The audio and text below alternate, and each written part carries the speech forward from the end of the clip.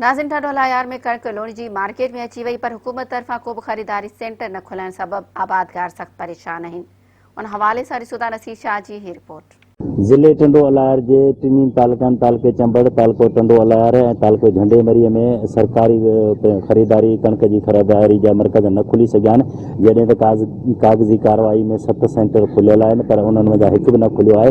ऐं अचो त हिते जे आबादगारनि खां था पुछूं त उन हवाले सां हुन जो छा चवणु आहे। सिंध गवर्नमेंट जी नज़रूं हणी वेठा आहियूं, अञा ताईं कुझु ई कोन्हे को।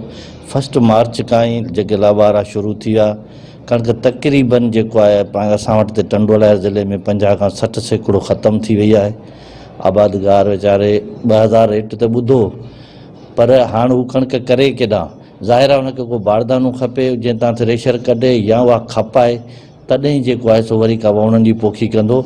माण्हू वीचारा परेशान। असां मुतालबो था करियूं साईं मुराद अली शाह खां त तव्हां जेको आसरो असांखे ॾिनो 2000 जो ॾेई सेंटर न खुलिया आहिनि, हाणे उहो उनखे असीं छा सोचूं त जेको आहे जेतिरो बि जल्द थी सघे सेंटर खे खोलियो त आबादगारनि खे को फ़ाइदो पहुचे। कणक वञे पई, टेलर भरजनि पिया, टेलर जेके 50 पिया वञनि, ऐं सिंध गवर्नमेंट वठे कोन थी कणक। उहा जेका हितां वठनि पिया 1700 रुपया, 1750 रुपया, उते 2200-2300 रुपया खपाइनि पिया कणक।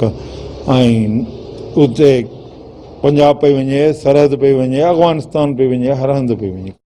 जी कणक 20 खां तक़रीबन 40% कणक वही है। कल भी रात आऊं टंडोलियार में सर्वे कयो, माना 22 व्हीलर 10 व्हीलर सब कराची वञनि पिया फैक्ट्रियुनि में, ऐं कराची वारा चवनि था असां लाइण जी जॻह कोन्हे, एॾो उन्हनि माना फैक्ट्रियुनि हाणे पंहिंजो माना स्टॉक करे छॾियो आहे। त इन खां पोइ माना ग़रीब हारी ज़मीनदारनि खां त कणक त निकिरी वेंदी न हथ मां, पोइ गवर्नमेंट खे किथां मिलंदी गवर्नमेंट कणक? पोइ के किथे छापा लॻंदा, किथे कीअं थींदा। पर इहो फ़ाइदो जेको वरी वापारियुनि खे सरमाएदारनि खे मिलंदो, इहो आबादगारनि खे कोन मिलंदो। असीं मुतालबो करियूं था सिंध गवर्नमेंट सां त जल्द अज जल्द सेंटर खोलिया वञनि, त जीअं ग़रीब हारी ऐं ज़मीनदारनि खे सही हक़ मिलियो वञे। ऐं इन करे गवर्नमेंट खे बि गुज़ारिश करियूं था जल्द पंहिंजा सेंटर खोलिया वञनि, जीअं सभिनी खे हक़ पंहिंजो मिले। उन्होंने आला अख्तियारी वारनि सिंध हुकूमत खां घुर कई आहे त टंडो अलायर में जल्द सरकारी गोदाम सरकारी सेंटर खोलिया वञनि, जिते ख़रीदारी कई वञे, जीअं आबादगारनि खे कुझु रिलीफ मिली सघे। कैमरामैन टीम सां गॾु नसीर मंसूर।